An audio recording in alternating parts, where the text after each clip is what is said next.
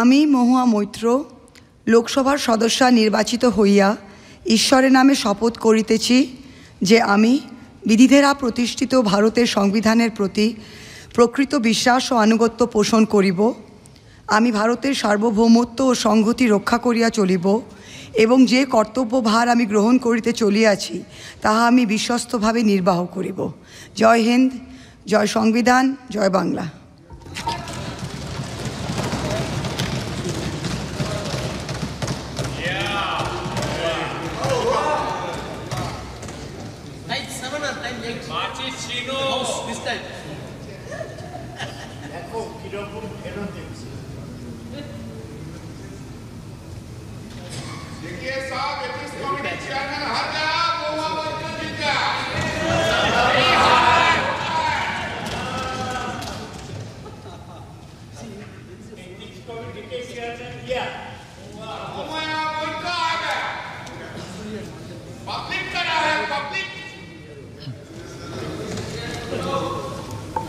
Shri Jagannath Sarkar.